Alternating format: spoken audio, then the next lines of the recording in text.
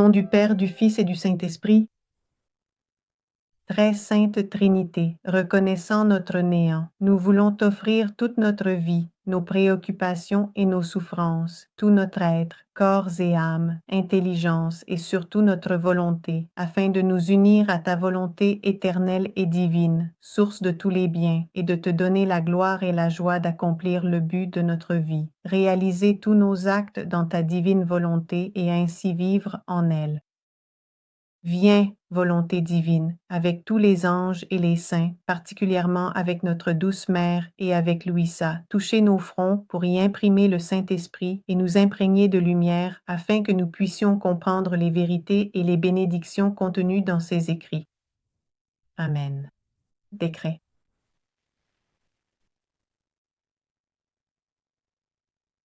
Bonjour à tous. Très bien, aujourd'hui, en ce mercredi saint, nous allons aborder une thématique particulièrement importante en lien direct avec cela.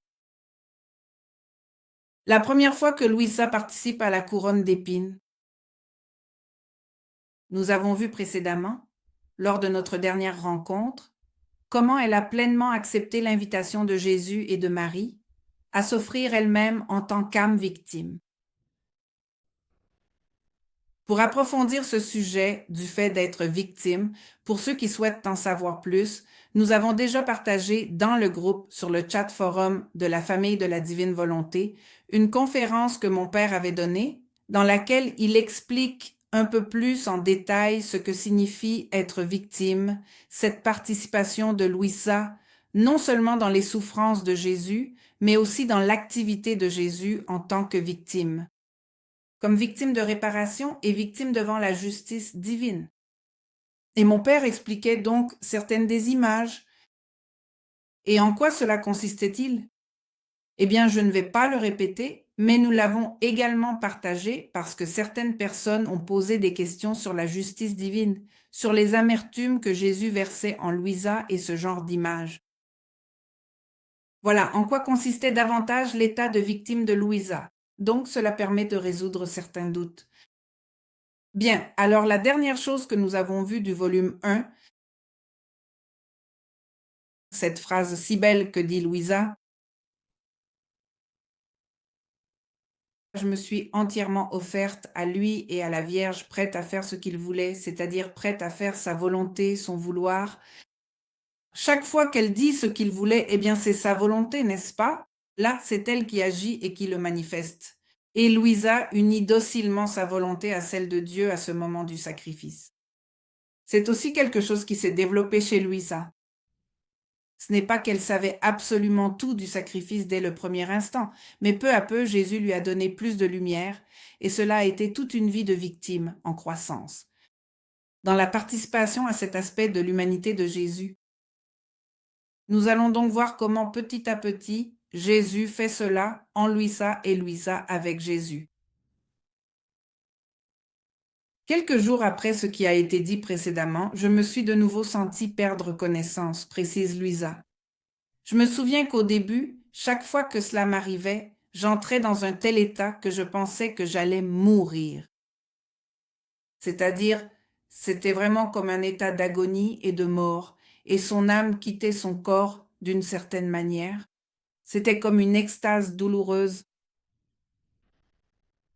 une extase un peu forte, car son activité consciente était réellement transportée au plan de l'âme, mais elle sentait qu'elle sortait vraiment de son corps. C'est-à-dire qu'à ce moment-là, elle ne dépendait plus des sens pour comprendre, pour voir, pour apprendre. Et elle voyait déjà avec l'âme, sentait avec l'âme, pensait seulement avec l'âme, non avec les sens ou les membres corporels. De telle manière que c'est ainsi qu'elle parvenait à voir Jésus et le monde spirituel, car ce n'étaient plus les yeux du corps, mais elle sortait, le corps restait pétrifié, comme transformé en pierre, et son âme, l'activité de son âme, était dehors, au-delà des sens, directement, disons, dans le monde spirituel. Alors elle voyait Jésus, ou voyait ce que Jésus lui permettait de voir en fait, et elle écoutait Jésus, mais plus tard nous y reviendrons. Ce n'était pas une écoute comme la nôtre. Comme elle était hors du corps, elle n'écoutait donc pas avec ses oreilles, ni avec des vibrations sonores.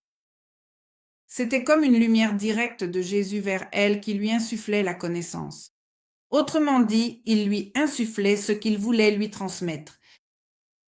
Cette manière d'apprendre est bien plus parfaite que par les sens, comme nous le faisons maintenant, par exemple. Nous lisons les paroles de Jésus, et par le biais des sens, nous faisons travailler notre cerveau, et cela va alors rester dans notre âme, c'est-à-dire dans notre intelligence. Ensuite, dans la mémoire, si nous la gardons aussi en mémoire, et ensuite dans la volonté, lorsque nous accomplissons nos actes. Mais Louisa ne passait pas par ce canal des sens ni du cerveau, mais directement à son âme. De cette manière, Jésus ne lui communiquait pas seulement les connaissances, mais il lui transmettait aussi, cela, c'est-à-dire ce que la connaissance signifiait. Nous verrons cela plus tard. Et là, il n'y avait pas autant d'erreurs ou de mauvaises interprétations de la part de Louisa parce que la connaissance de Jésus lui était transmise directement. Donc, dans la mesure de ses capacités, oui, elles étaient plus limitées, logiquement, mais c'était une manière bien plus parfaite de comprendre les choses spirituelles, les vérités divines, parce que les connaissances n'avaient pas à passer par son cerveau ni par les connaissances préalables qu'elle possédait déjà, mais elles lui étaient insufflées directement. Donc, cet état spirituel profond, disons, d'extase de Louisa, qu'elle appelle souvent mon état habituel ou bien mon état de pétrification, ou d'autres expressions similaires de ce genre, représente précisément la méthode par laquelle Jésus a communiqué l'ensemble de ses connaissances à Louisa. Alors, voyez, ce qui était difficile pour Louisa, ce n'était pas d'apprendre ou de comprendre, mais lorsque son âme revenait dans son corps. Et cette connaissance déjà infusée, maintenant transmets-la à ton cerveau et à ton langage humain. C'est cela qui lui était difficile, et c'est pourquoi, bien souvent, elle disait qu'elle ne trouvait pas les mots. Évidemment, ici intervient déjà la grâce de Dieu, qui voulait aussi qu'elle l'exprime par des mots humains dans un langage humain. Et donc, il lui donnait aussi cette lumière pour choisir les mots les plus appropriés dans les limites de sa simplicité et de ce qu'elle savait. Mais bon, c'est pour comprendre un peu mieux comment fonctionne la manière d'enseigner de Jésus à Louisa, qui n'est pas comme n'importe quelle autre manière, je vous le répète. Même dans le sens mystique, il existe différents types d'extase, différents types de communication divine à l'âme.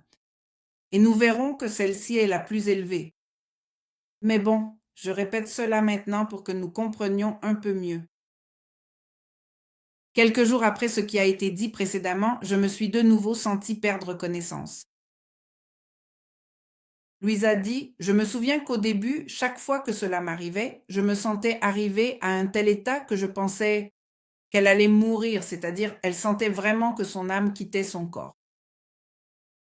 Et alors même qu'elle commençait à perdre connaissance, notre Seigneur lui apparut une nouvelle fois, portant la couronne d'épines sur sa tête, le visage entièrement ruisselant de son sang précieux, et s'adressant directement à moi. Il prononça alors ces paroles sacrées. Ma fille, regarde attentivement tout ce que les hommes sont en train de me faire. En ces temps si sombres et douloureux, leur orgueil est devenu si démesuré qu'ils ont totalement corrompu et infesté l'air environnant. Et la peste fétide qui s'exhale désormais de partout est devenue si insupportable qu'elle a fini par monter jusqu'à mon trône sacré dans l'Empyrée, c'est-à-dire tout en haut au ciel. Ils agissent de telle manière qu'ils se ferment eux-mêmes le ciel, et misérables, ils n'ont pas les yeux pour voir la vérité. Car ils sont aveuglés par le péché d'orgueil accompagné du cortège des autres vices que l'orgueil entraîne avec lui. Voilà, donc c'est à peu près l'enseignement qu'il lui donne à cette occasion. Il relie alors, faites bien attention, les épines que Jésus a souffertes sur sa tête sacrée. Il les relie au péché d'orgueil. Pourquoi? Eh bien, parce que le péché d'orgueil, justement, est intérieur et vient de la tête, pour ainsi dire, n'est-ce pas? C'est pour que nous comprenions. Et nous savons à quel point le péché d'orgueil est terrible. C'est ce qu'il dit ici. Le péché d'orgueil, fait que ce sont eux-mêmes qui se ferment les portes du ciel. Alors, voyez ce que nous disions aussi, être rempli de soi-même, du moi. Ce que je pense, ce que je sais est le plus important et c'est comme ça que ça doit se faire, etc. Et donc, ils ferment automatiquement la porte à Dieu. Alors, voyez, la première étape, par exemple, pour une conversion, c'est justement cela. Commencer à enlever un peu notre orgueil. Il suffit que l'homme, que l'être humain en enlève un peu et dise « Bon, ce n'est pas seulement ce que je pense, voyons, il y a un Dieu qui veut me dire quelque chose. » Avec cela, il commence à s'ouvrir, à être un peu humble, à se dire « Bon, il y a quelqu'un d'autre que moi qui peut me dire quelque chose, qui peut m'apprendre quelque chose. » Et alors, un peu de lumière commence à entrer dans cette tête remplie d'orgueil. Je veux dire, nous sommes tous comme ça. C'est pourquoi il le relie toujours. La tête avec l'orgueil et les épines qui ont d'abord réparé avant toute chose ce péché, qui en plus étant un péché capital et le premier des péchés capitaux, orgueil, avarice, luxure, colère, gourmandise, envie et paresse, le premier c'est l'orgueil, car de lui découlent tous les autres péchés. En fait, c'est le point clé où tout commence, ce qu'ils appellent un autre chapitre, là où le mal commence chez l'homme. Chez l'être humain, tout est innocence durant l'enfance, jusqu'à ce qu'il commence à percevoir et à se rendre compte qu'il est quelque chose et que sa pensée, sa voix, sa volonté valent quelque chose, pas de façon aussi théorique que je le dis, mais dans les attitudes, quand l'enfant commence à dire « je veux ceci, je fais cela », et qu'il commence avec ses caprices et à croire qu'il est quelqu'un, c'est là que le mal commence chez l'enfant. C'est l'orgueil qui commence déjà à s'insinuer dans cette âme à cause du péché originel, et c'est là où, eh bien, nous devrions les aider à redresser cela. Mais, eh bien, nous l'avons déjà dit, n'est-ce pas? Le monde, c'est tout le contraire. On dirait qu'on commence à faire grandir cet ego et donc cet orgueil. Et ensuite, on s'étonne qu'ils aient peu à peu la suite de tous les autres vices. Alors, eh bien, il s'agit aussi d'éduquer les enfants et de nous auto-éduquer à l'humilité. Voyez, c'est pour cela que Jésus avait déjà dit la première étape. C'est l'humilité de se reconnaître comme rien. Cela va donc nous débarrasser de tous les autres vices, tout simplement. Bon, alors ici, il est dit, ils agissent de telle manière qu'ils se ferment eux-mêmes le ciel. Alors leur monde tourne autour d'eux-mêmes. Eh bien, notre monde, c'est-à-dire, si vous regardez bien, c'est ainsi que nous avons grandi. Alors nous avons commencé à tourner autour de ce que je veux. Je pense, je prévois, etc. Et donc, on se ferme soi-même au ciel et aux choses de Dieu. C'est-à-dire, même s'il y a une éducation religieuse un peu ou un peu plus, en général, il semble que c'est Dieu qui doit tourner autour de nous. Et notre religiosité se réduit à cela. Ceux qui vont à la messe, c'est pour demander que Dieu fasse ma volonté. Qu'il m'aide dans ce que je veux, mais à quel moment nous ouvrons-nous? Vraiment, comme le dit le Notre Père, que ta volonté soit faite. Et il nous est très difficile de comprendre cela et de faire ce saut, alors que cela devrait être la première étape, l'avoir compris dès l'enfance. D'accord, ça ne s'est pas passé comme ça pour nous, alors?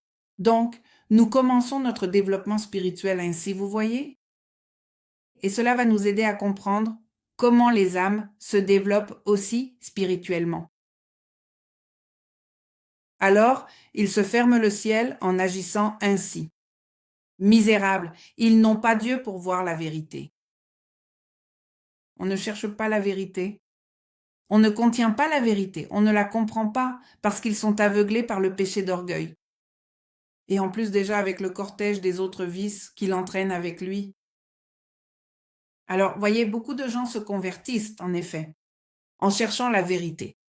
Alors, quand ils commencent à s'ouvrir un peu à la vérité, ce n'est pas seulement moi, il y a quelque chose au-delà de cela. Alors ils commencent à s'ouvrir, à chercher la vérité, et celui qui cherche la vérité avec sincérité, la vérité se laisse trouver, c'est-à-dire Dieu, Dieu est la vérité. Alors oui, il la trouve.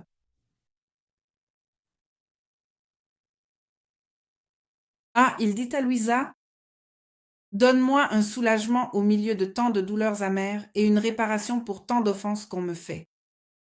Alors, imaginez-vous, c'est-à-dire, imaginons-nous, chaque être humain porte ce péché d'orgueil dans l'intelligence, dans l'esprit.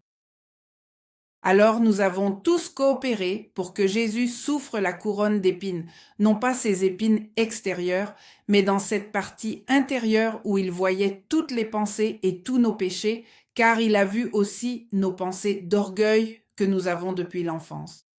Et cela lui a causé, il ressentait une souffrance infiniment plus profonde et déchirante encore que celle du couronnement d'épines physiques.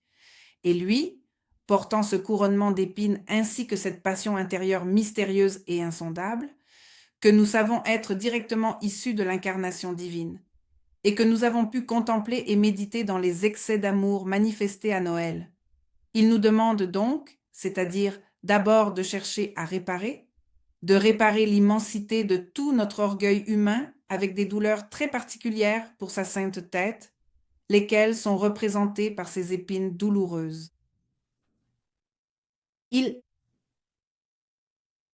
Elle absorbe toutes nos mauvaises pensées une par une, c'est-à-dire qu'elle en souffre une par une, comme ça. C'est pourquoi sa passion intérieure a duré toute sa vie. Et un à un, il nous donne le remède à ses pensées. Pensées négatives découlant de l'orgueil ou de toute autre forme de pensée négative. Et à sa place, il nous donne les grâces nécessaires pour remplacer ces mauvaises pensées par de bonnes pensées, en commençant par l'humilité et ensuite, faites bien attention, aussi par la capacité, disons, de pouvoir penser de bonnes pensées. Il nous donne cette lumière dans notre intelligence pour avoir de bonnes pensées et plus encore pour comprendre les choses spirituelles. Regardez pour comprendre, par exemple, les choses de Luisa Picaretta, de la divine volonté. Ce n'est pas une grâce, ce n'est pas quelque chose que moi je comprends et que l'autre ne comprend pas, n'est-ce pas? C'est une grâce obtenue par Jésus, par sa couronne d'épines, qui ne nous a pas seulement obtenu l'humilité, mais aussi la plus grande grâce serait de comprendre les vérités de la divine volonté, parvenir à les comprendre, qu'une créature humaine puisse saisir quelque chose de ce qui se passe en Dieu, de la manière dont Dieu agit, jusqu'où Dieu agit, pour ensuite, comme nous le savons, le faire nous aussi dans la volonté. Mais cela aussi, Jésus nous l'a obtenu avec la couronne d'épines. C'est l'un des effets les plus profonds, l'une de ces grâces absolument immenses que le Seigneur Jésus nous a obtenu. Ici, Louisa, la première fois, c'est peu, n'est-ce pas? Il lui dit, donne-moi, accompagne-moi, donne-moi un soulagement, une consolation au milieu de tant de douleurs amères. Comment va-t-elle le lui donner? Par le fait que Louisa lui a déjà offert son intelligence, elle l'a ordonné. Elle ne veut pas avoir de mauvaises pensées, ni de pensées d'orgueil, ni de pensées contraires à ce qu'est la sagesse divine. C'est donc déjà une consolation pour Jésus. Mais si à cela on ajoute qu'elle est aussi ouverte à apprendre tout ce que Dieu veut lui enseigner et à remplir son intelligence de connaissance divine, eh bien, chaque fois que Louisa faisait cela, c'était un soulagement pour Jésus. C'est une consolation et même c'est une joie qui compense la couronne d'épines, bien sûr. Et si à cela nous ajoutons encore que Louisa était aussi appelée à souffrir avec Jésus et à ne pas le laisser seul dans ses souffrances et qu'elle accepte cela, alors cela aussi, Jésus n'est plus seul dans cette partie de la réparation. Il n'est pas seul, mais il a une créature qui est Louisa avec lui en train de faire cela. Bon, je veux préciser que lorsque nous parlons ainsi, cela ne veut pas dire que Louisa soit plus que la très sainte Vierge. Non. Toujours dans ce contexte, même si ce n'est pas précisé, plus loin il le dit, la très sainte Vierge a toujours été la première créature avec Jésus dans tout cela, évidemment. Donc il dit qu'ils ont toujours été ensemble. Ainsi, lorsqu'il parle de la première créature qui va l'accompagner dans cela, il fait référence à après la très sainte Vierge qui est inséparable de lui.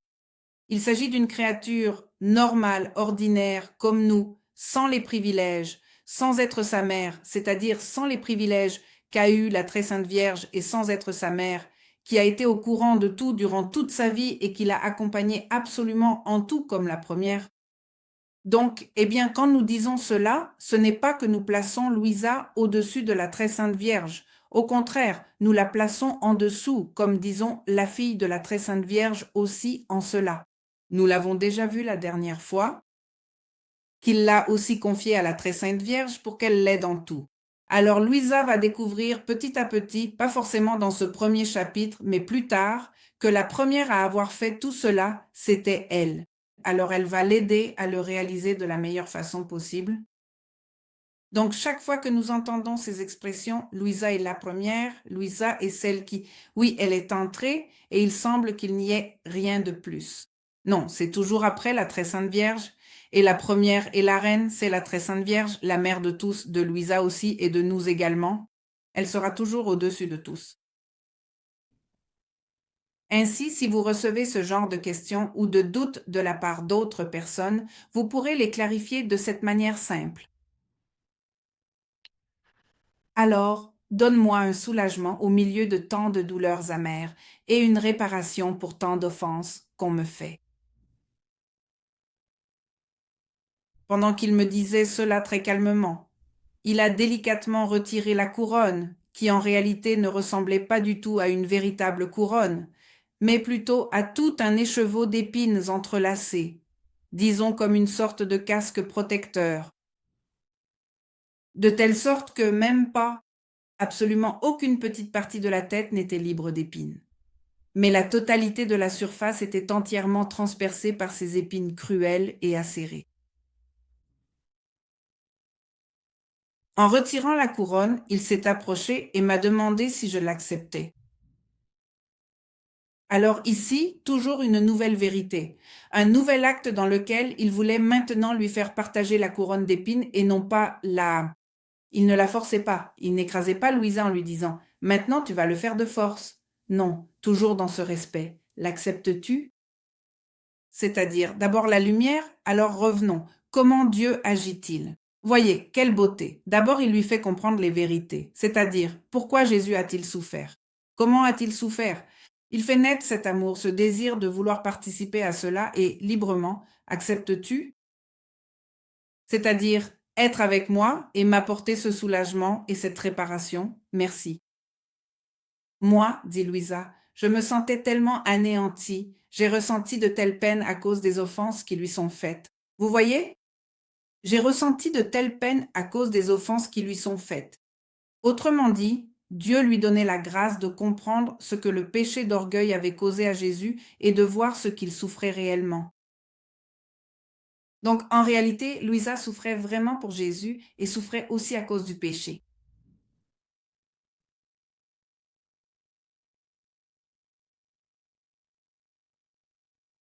À cet instant précis, j'ai senti mon cœur se déchirer de douleur. Et je me suis tournée vers lui et je lui ai dit, Seigneur, je t'en prie, fais de moi tout ce que tu voudras. Encore une fois, c'est-à-dire que ta volonté soit faite, fais de moi ce que tu veux. Alors Jésus la prit et me l'enfonça sur la tête, puis il disparut. C'est donc ici la première fois que Louisa participe à la couronne d'épines. Et dès cette première fois, ce n'est pas seulement la douleur pour la douleur, c'est avec Jésus pour la réparation du péché d'orgueil, comme Jésus l'a fait. C'est donc cette unité de vie avec Jésus qui commence à se développer en elle, ou plutôt qui continue de se développer en elle. Louisa dit, qui pourrait décrire la douleur que j'ai ressentie en revenant à moi-même? C'est-à-dire, cela s'est passé dans son âme et dans son âme, elle sentait aussi que l'âme a une tête et des membres. En réalité, l'âme n'a pas de tête ni de membres, mais je pense qu'elle prenait une forme corporelle pour que Louisa comprenne que c'était son âme. Et Jésus aussi. C'est-à-dire, il se présentait à elle avec toutes ces images pour que Louisa saisisse les vérités spirituelles. C'est justement le langage mystique. Alors quand dans son âme, elle souffrait des douleurs comme les épines, c'est-à-dire les épines de Jésus, mais quand son âme revient dans son corps, en elle-même et dans l'usage de ses sens, et que, disons, l'âme transmet à son corps ce que ressent l'âme, elle disait qu'au moindre mouvement de la tête, elle croyait expirer. C'est-à-dire qu'elle ressentait vraiment aussi dans sa tête corporelle les épines. Les douleurs étaient si nombreuses, c'est-à-dire elle disait qu'au moindre mouvement de la tête, elle croyait expirer. Les douleurs et les blessures qu'elle ressentait à la tête, aux yeux, aux oreilles, derrière, à la nuque, étaient si nombreuses. Je sentais ces épines me pénétrer jusque dans la bouche, à l'intérieur. Et elles me serraient tellement que je ne pouvais pas l'ouvrir pour prendre de la nourriture. Et parfois, je restais 2 jours, parfois 3, sans pouvoir rien prendre. Quand, d'une manière ou d'une autre, les douleurs s'atténuaient, je sentais nettement une main qui m'opprimait la tête, comme si elle appuyait à nouveau la couronne d'épines. Et elle me renouvelait les souffrances. Et parfois, les douleurs étaient si fortes que je perdais connaissance. Autrement dit, il s'agit là de douleurs d'origine mystique, c'est-à-dire qu'elle n'avait pas mal à la tête parce qu'elle avait de l'hypertension ou quelque chose comme ça. Non, c'était vraiment une participation aux douleurs de Jésus. Et elle les ressentait aussi corporellement, même si rien n'était visible de l'extérieur. Mais elle les souffrait bien dans son corps, pas seulement dans son âme, ou dans son fort intérieur, mais aussi dans son corps. Au début, cela arrivait 1 jour sur 2. Parfois, cela se renouvelait 3 ou 4 fois par jour. Et alors, elle restait unie à Jésus, réparant et soulageant Jésus. Disons, en souffrant la passion de Jésus avec lui. Mais si vous faites attention, parfois, ici, c'était d'abord une peine, puis une autre, puis encore une autre. Ainsi, il va décrire. C'est petit à petit que Jésus l'a fait participer à sa passion. Parfois, cela se renouvelait 3 ou 4 fois par jour. Parfois, cela durait un quart d'heure, d'autres fois une demi-heure, d'autres fois 1 heure, puis j'étais libérée, mais après cela, je me sentais très faible et souffrante. Et dans la mesure où, dans cet état, les peines m'avaient été communiquées, je restais plus ou moins souffrante. Alors, voilà comment se réalisait la participation aux souffrances de Jésus pour Louisa. Plus tard, vous verrez qu'elle dit simplement, « Eh bien, aujourd'hui j'ai vu Jésus, il portait la couronne d'épines et il m'a fait participer à ses douleurs. » Et puis elle continue sans trop décrire. C'est ici qu'elle décrit pour que nous comprenions comment étaient ces douleurs d'origine mystique. Alors, cela peut nous sembler très lointain, n'est-ce pas?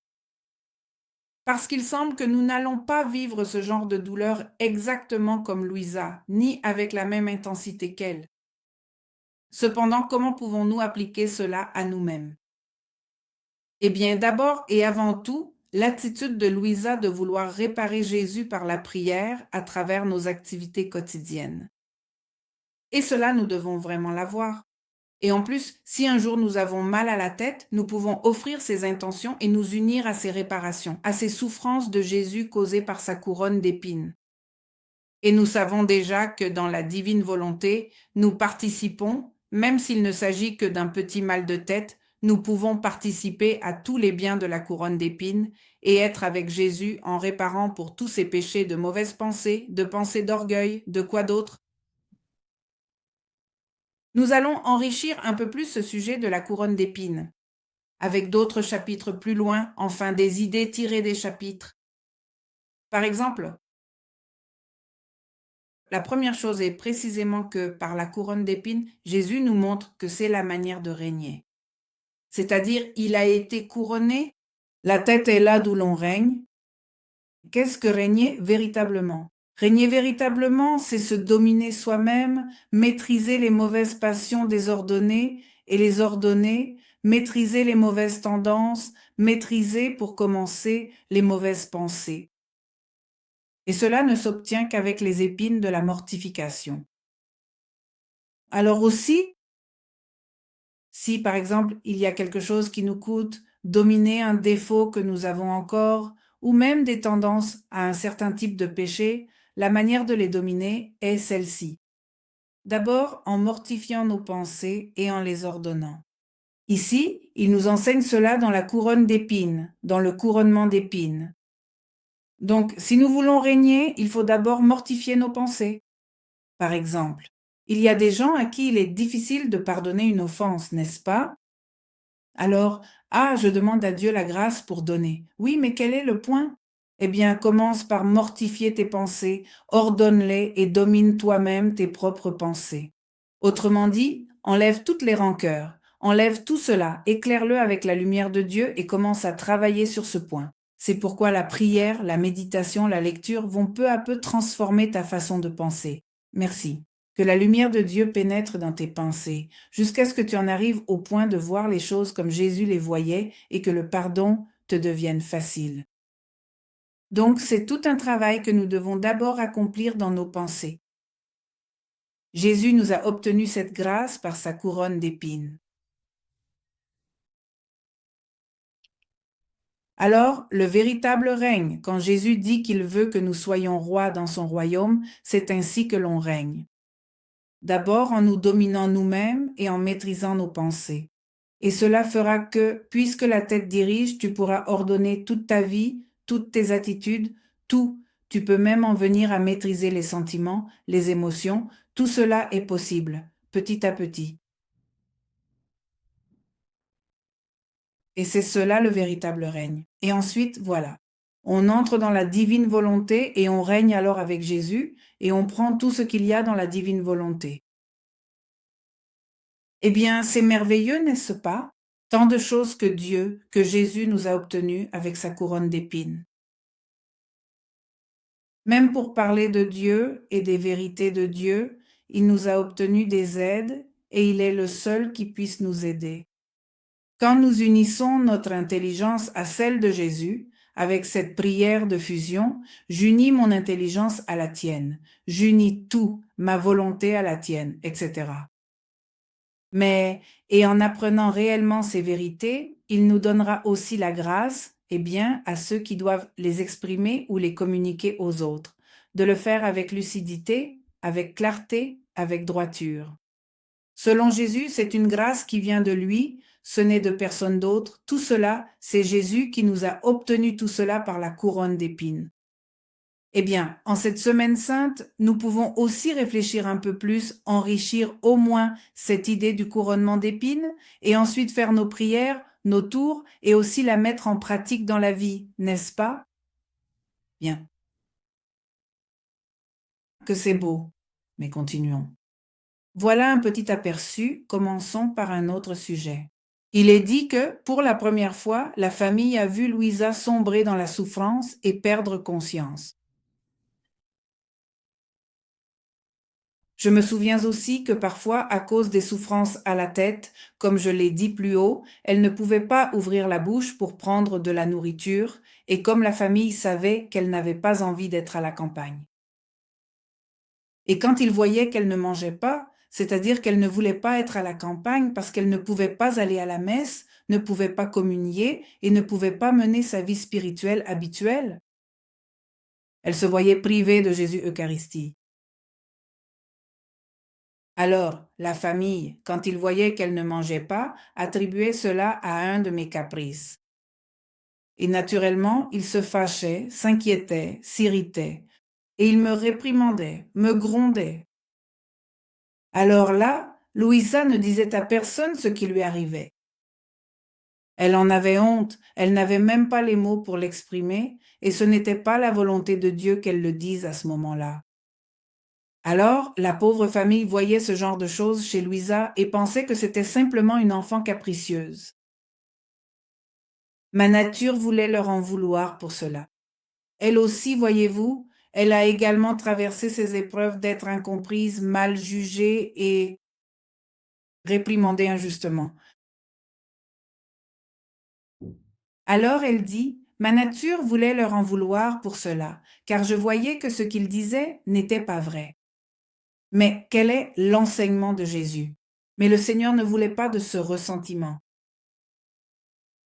Et donc Jésus lui disait qu'elle ne devait pas leur en vouloir. Et alors il arriva qu'une nuit, pendant que nous étions à table et que moi, dans cet état où je ne pouvais pas ouvrir la bouche, elle devait continuer, à cette époque-là, sa vie ordinaire. Elle devait donc aller avec la famille, s'asseoir à table, mais elle, avec ses douleurs de la participation à la couronne d'épines. Moi, dans cet état où je ne pouvais pas ouvrir la bouche, la famille a commencé à s'inquiéter. Je l'ai ressenti tellement fort. C'est-à-dire, j'ai ressenti cela si intensément que j'ai commencé à pleurer. Et pour ne pas être vue, je me suis levée et je suis allée dans une autre pièce pour continuer à pleurer. Et je demandais à Jésus-Christ et à la Très Sainte Vierge de me donner de l'aide et de la force pour supporter cette épreuve. Mais pendant que je faisais cela, j'ai senti que je commençais à perdre connaissance. Oh Dieu, quelle honte! Rien qu'à penser que la famille me verrait, alors qu'ils ne s'étaient rendu compte de rien jusqu'à présent. Et je disais, Seigneur, ne permets pas qu'ils me voient. C'est-à-dire qu'en plus de ne pas la comprendre et tout, maintenant ils allaient la voir perdre connaissance. J'avais très honte d'être vue, même si je ne saurais pas dire pourquoi. Eh bien ça aussi. Je crois que dans l'une des vidéos, mon père l'a déjà expliqué, c'était la pudeur spirituelle. Autrement dit, une âme qui reçoit vraiment des faveurs de Dieu et qui est très humble ressent cette pudeur spirituelle de ne pas s'exhiber, cette modestie spirituelle, cette humilité aussi spirituelle de ne pas montrer aux autres les grâces que Dieu lui accorde. Et en fait, c'est une caractéristique pour discerner quand quelque chose est vrai et quand ça ne l'est pas. Parce que s'il n'y a pas de pudeur spirituelle et que tout le monde fait des choses spirituelles devant les autres, eh bien là, il y a beaucoup de raisons de douter, surtout en ouvrant son fort intérieur et en disant, regardez, il m'est arrivé ceci, Jésus m'a dit cela, ou Dieu m'a accordé telle grâce. Pourquoi? Parce que les grâces, Dieu les donne, disons, personnellement, il les accorde pour ton avancement spirituel, tout type de grâce. Parfois, d'une certaine manière, on peut parfois faire comprendre certaines choses aux autres. Mais en réalité, il vaudrait mieux parler de Dieu, de ses lumières, de ce qu'est Dieu, de ce que nous désirons, plutôt que de ce que Dieu a fait en nous. Alors, Louisa était excessivement ainsi, c'est-à-dire qu'elle l'était jusqu'au plus haut degré, et elle ne voulait pas que sa famille la voie, même si je ne saurais dire pourquoi, et elle faisait tout son possible pour se cacher dans des endroits où elle ne pouvait pas être vue. Mais lorsque j'ai été surprise à l'improviste par cet état, au point de ne pas avoir le temps de me cacher, ou au moins de m'agenouiller, je restais simplement dans la position dans laquelle je me trouvais. Et quand elle essayait au moins de s'agenouiller, on pouvait dire qu'elle était en train de prier, mais cette fois-là, ce ne fut pas le cas. Alors on m'a découverte et ils s'en sont rendus compte. Et ce fut une autre souffrance pour Louisa de se rendre compte que sa famille la voyait, puisqu'elle ne pouvait pas bouger.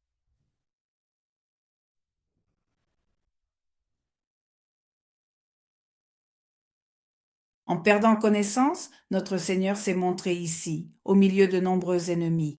Regardez, chaque fois qu'elle perdait connaissance, ce n'était pas simplement comme ça, c'est que Dieu l'attirait dans le monde spirituel, alors évidemment elle voyait Jésus.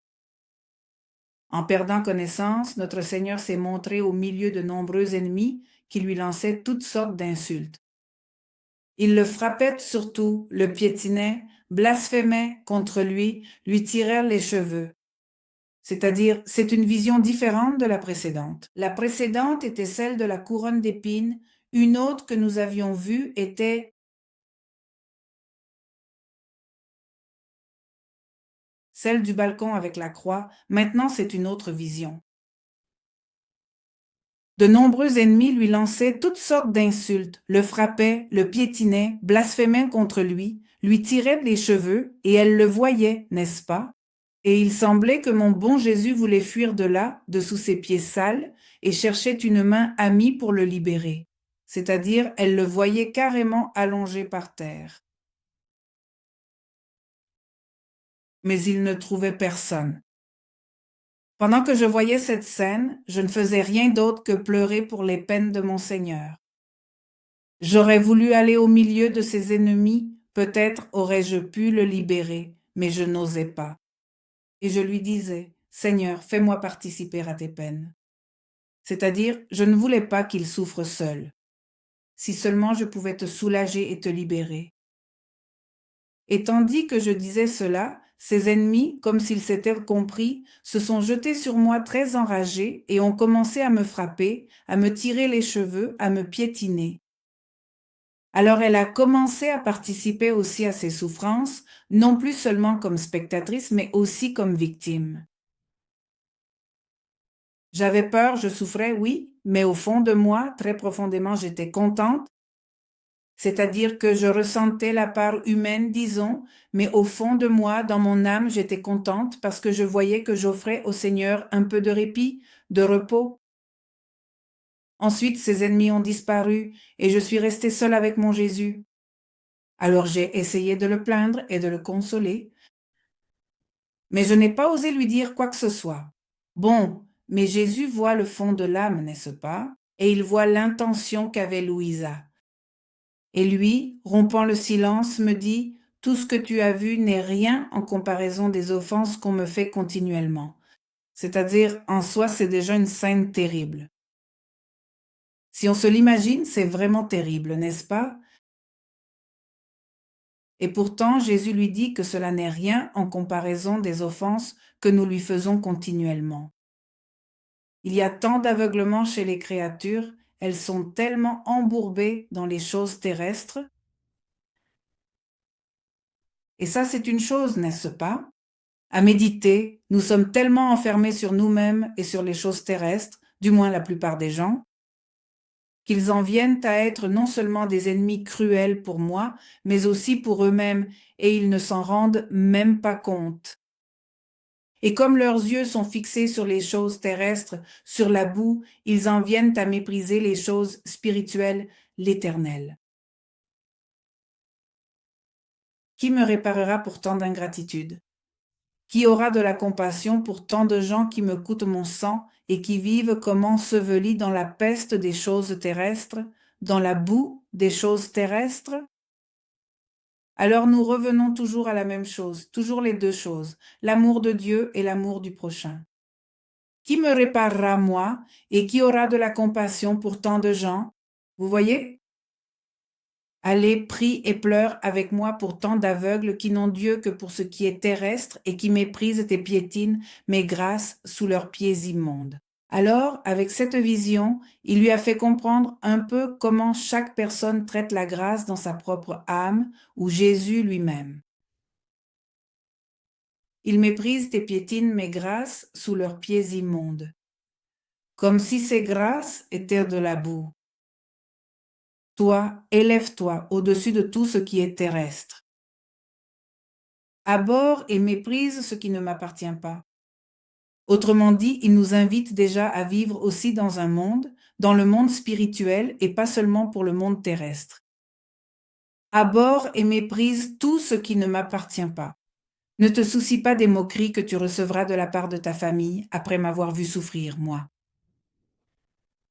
Alors voyez, il lui fait voir comment on se moquait aussi de Jésus, comment on le traitait, afin qu'elle unisse ses souffrances de la part maintenant des membres de la famille, avec aussi les souffrances de Jésus.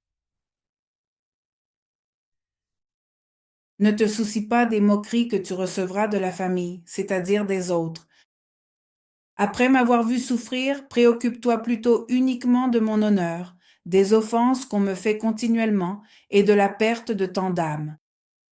Donc, encore une fois, garde ton regard fixé là-dessus. Appliquons-le lorsque nous nous retrouvons dans ce genre de situation, d'incompréhension, peut-être de moquerie, d'abandon, etc.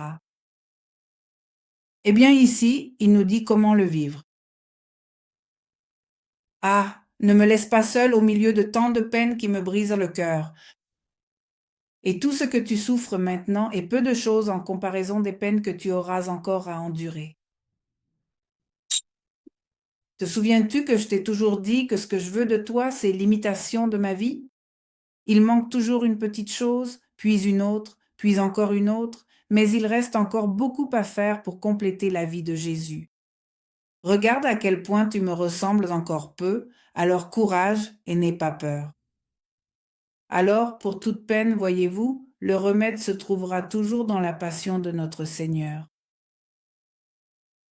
Il faut méditer davantage, il faut faire plus d'heures de la passion et vous verrez comment nous allons trouver, comme nous l'avons déjà dit, le remède à tous nos maux, à toutes nos peines aussi, et comment les vivre en union avec Jésus, comme il est dit ici, pour le réparer, le soulager, etc., mais aussi pour le bien de tous nos frères. Eh bien, voilà l'enseignement d'aujourd'hui. À travers les souffrances mystiques de Louisa, que nous n'aurons pas à endurer, je le répète, mais dont nous pouvons tirer l'enseignement pour nos propres souffrances, qui se présentent à nous de façon plus légère. Eh bien, efforçons-nous de vivre, mes très chers frères, cette semaine sainte en étant encore plus étroitement unis au Seigneur Jésus, tout en prenant une part plus active à ses saintes réparations, dans ses douleurs, dans ses souffrances, et de cette manière, vivons une semaine sainte dans la divine volonté. Et que cela ne soit pas seulement la semaine sainte, n'est-ce pas? Mais que dans toute notre vie, nous puissions toujours participer à la passion de Jésus. Mais l'Église nous invite aujourd'hui, en cette semaine, liturgiquement parlant, à y participer également. Alors, que ce soit l'occasion d'approfondir davantage et ensuite que dans notre vie quotidienne, nous continuions toujours à le faire. Bien, terminons par une prière. Jésus bien-aimé, nous vous remercions pour ces enseignements divins que vous nous transmettez et qui nous unissent plus étroitement à vous. Merci aussi, selon ta divine volonté, pour ton couronnement d'épines, pour tout ce qu'il nous a apporté. Tu as, avec ces souffrances particulières de votre tête la plus sacrée. Seigneur, aide-nous à vivre pleinement et à recevoir ces précieuses grâces, surtout à bien comprendre les profondes vérités de ta divine volonté, à mettre en bon ordre toutes nos pensées dans notre esprit et à les diviniser entièrement, car nous savons que c'est là le plus grand fruit de tes saintes épines. Pour pouvoir te consoler avec chacune de nos pensées, unies aux tiennes et faites dans la divine volonté, cela sera une consolation et t'enlever les épines et voir qu'elles ont servi à nous donner tes pensées divines. Et nous demandons cela aussi pour toutes les créatures. Très Sainte Vierge, aide-nous à avoir dans toutes nos pensées les pensées de Jésus, à nous transformer en elles et pour les diviniser dans la divine volonté, pour donner au Père, à l'Esprit Saint et à Jésus toute la gloire qu'ils veulent recevoir par le moyen de notre intelligence. Qu'il en soit ainsi, au nom du Père, du Fils et du Saint-Esprit.